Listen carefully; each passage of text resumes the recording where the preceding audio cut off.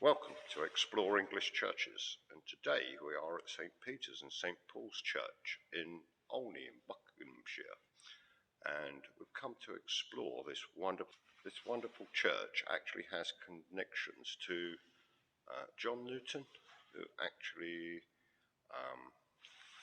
wrote the hymn Amazing Grace. So we're going to have a look around this wonderful church. There's a beautiful chest in here, old chest, and when you actually see the amount of locks on it, you'll be amazed. Also, there are some wonderful stained glass windows in here, and so without further ado, let's take a wander round and have a look. So here we are in St. Peter's and St. Paul's Church. As I say, it has connections with John Newton, who in actual fact was the curator of this church for many years, and he is responsible for writing the hymn Amazing Grace, which is obviously known throughout the world. One thing you probably don't know about John Newton is that in actual fact he was a slave trader at one point in his life. He was also press ganged into the Navy at the age of 19, and served in the Navy for several years, and this is the part that actually, I believe, led him down the road of being a slave trader for some period of his time. But then he changed his mind, I think probably gained a conscience, and joined up, I believe, with William Wilberforce, who was responsible at the end of the day for the abolition of the slave trade. So that's quite an interesting story from this church itself. Now, I believe this church was actually finished in around about 1347, but I'll try and put the date on it. As you can see, we're here on Remembrance Saturday. This is why we have all these lovely poppies here, and it's the day that we remember all the men, women who served during all the wars and battles that we've had across the world. And today and tomorrow is Remembrance Weekend. So we thank them for all that they've done, not just the service men and women from England, but from all around the world. This window here is, I can't read dedication because it's far too high, but it's actually made by Holland and Son and is dated 1876. It is absolutely huge, as you can see, and I can't really pan into the top there, but it is rather gorgeous.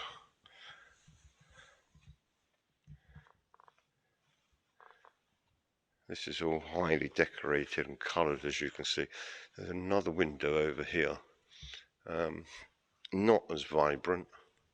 It could be because the sun's not shining on it from the outside, but it is nonetheless another wonderful window.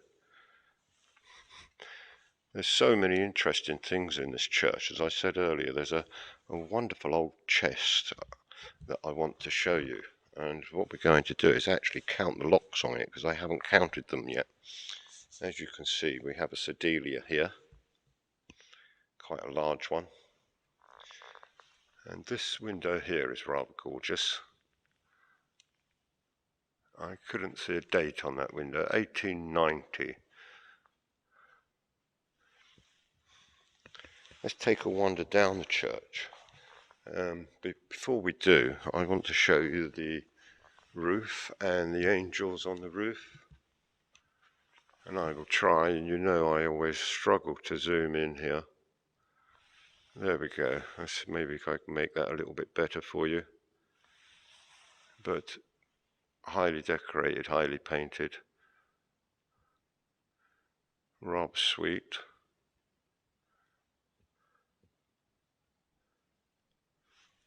And we have the angels all down the other side also.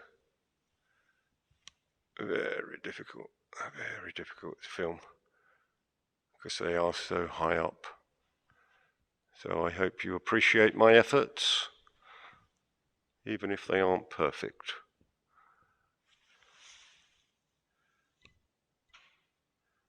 So let's take a wander down a bit further.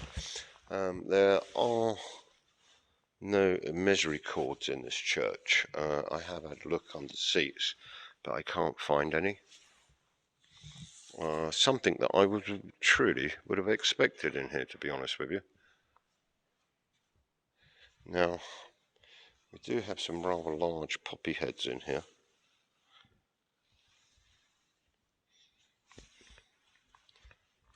So, this beautiful church was in actual fact finished in 1325. We have this enormous hatchment here, which I will show you. Oh, it's very bright in here today. It's a beautiful sunny day out there. So hopefully we'll get some decent film of the outside. It's a massive hatchment. That's the coat of arms. I don't know. It's dated. Can't quite work that out. It's at 1808, so I don't know which king. Was that Victoria? I'm guessing it could well be. That actually relates to.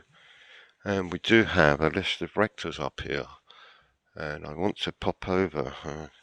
Bear with me. Sorry about the brightness, but if I want to have a look at this list of rectors here, and the first one we have on there is Richard de Kennet in 1263.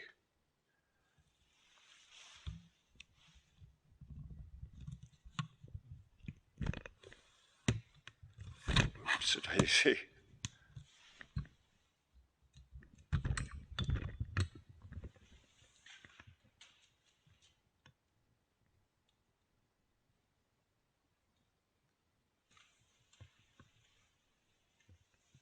I hope you was able to read those okay.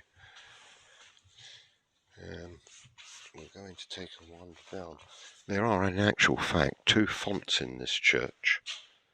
This is John Newton's pulpit. Oh look, it's sort of been shoved in the corner. Can you believe it? But that is John Newton's pulpit. Wow. I just caught a glimpse of that. I didn't realise that it was there. But yes, as I say, there's two fonts in this church. There's very little I can tell you about them. I don't know which is the original one. One is highly decorated. This looks more Victorian type font to me than anything else. And there's another one which I want to show you.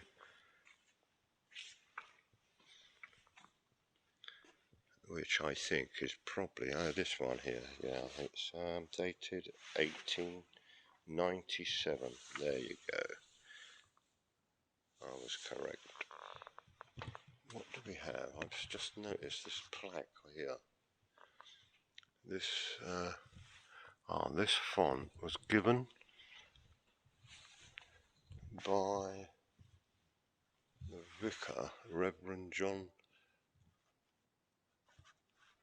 J.P. Langley,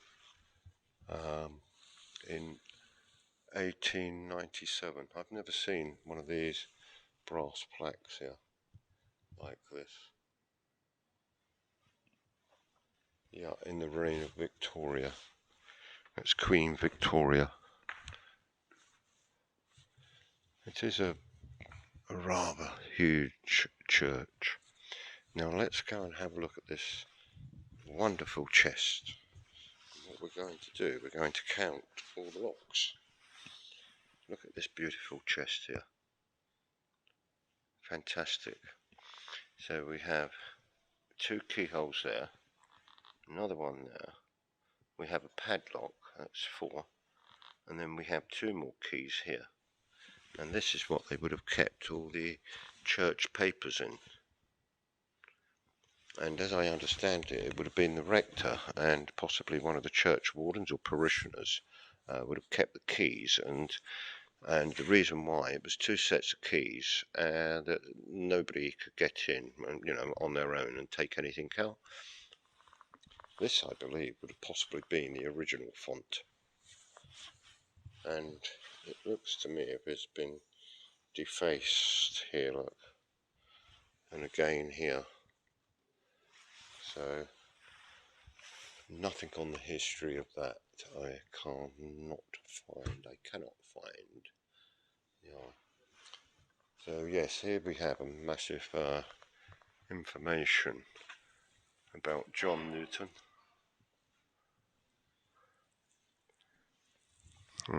Who became the Reverend John Newton. And here also we have a plaque here.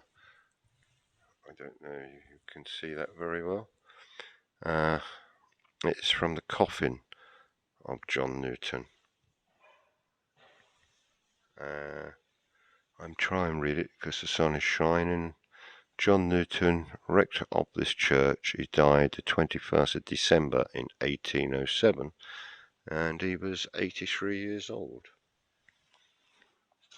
And that is what the chappie looked like.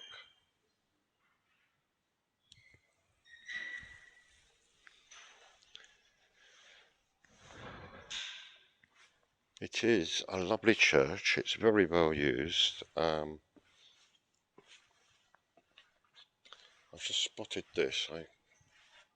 I'm not sure. Elizabeth Regina. I'm not sure. Oh, that's a window for the Silver Jubilee in 1977. I didn't know what that was at first. Funny the things you spot in these churches. But yeah, so let's have a quick whiz round. As I say, it is a wonderful church. It is very well used. The brickwork on it is absolutely fantastic, or should I say the stonework. And if you're ever in the area, it's most certainly worth a visit to come and have a look at it.